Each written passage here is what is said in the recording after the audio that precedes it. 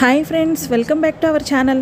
ఈరోజు మనం కాకరకాయ కారం ఎలా తయారు చేసుకోవాలో చూద్దాం రండి. ముందుగా పొయ్యి మీద కాకరకాయలు పెట్టుకొని అటు ఇటు మీడియం ఫ్లేమ్లో మాడిపోకుండా కాల్చుకోవాలండి.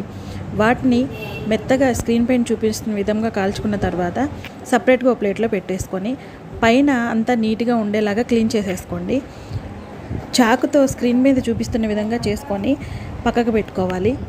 వాటిని చిన్న చిన్న ముక్కలుగా కట్ చేసుకొని గింజల్ని సపరేట్ చేసుకొని పక్కకి పెట్టుకోండి. మా అమ్మమ్మ కట్టెల పొయ్యి మీద కాల్చేదండి వీటిని.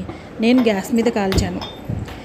ఇది ఎలా చేసుకోవాలో చూద్దాం, వచ్చేసేయండి. ముందుగా గ్యాస్ వెలిగించుకొని ఓ బాండీ పెట్టుకొని అందులో కొద్దిగా ఆయిల్ వేసుకొని ఆయిల్ వేడెక్కిన తర్వాత పోపుకి సంబంధించిన ఐటమ్స్ అన్నీ వేసేసుకొని వాటిని బాగా దోరగా వేయించుకోవాలి.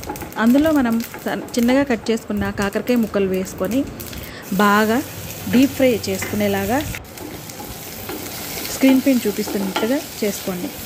కొంచెం పసుపు వేసుకొని బాగా కలిపేసుకోవాలి. మా అమ్మమ్మ కట్టెల పొయ్యి మీద మాకు చిన్నప్పుడు చేసి పెట్టేదండి, చాలా టేస్టీగా ఉండేది. మనం సపరేట్ చేసుకున్న గింజల్ని ఇందులో వేసేసుకొని కొంచెం ఉప్పు కొద్దిగా కారం వేసుకొని బాగా డీప్ ఫ్రై చేసుకోండి. లాస్ట్లో కొత్తిమీర వేసుకొని సర్వ్ చేసుకోండి. అంతేనండి, చాలా టేస్టీగా ఉంటుంది. వేడివేడి అన్నంలో ఇది కలుపుకొని తిని చూడండి, సూపర్ టేస్టీగా ఉంటుంది. ఈ వీడియో మీకు నచ్చినట్లయితే లైక్ చేయండి, షేర్ చేయండి, సబ్స్క్రైబ్ చేసుకోండి.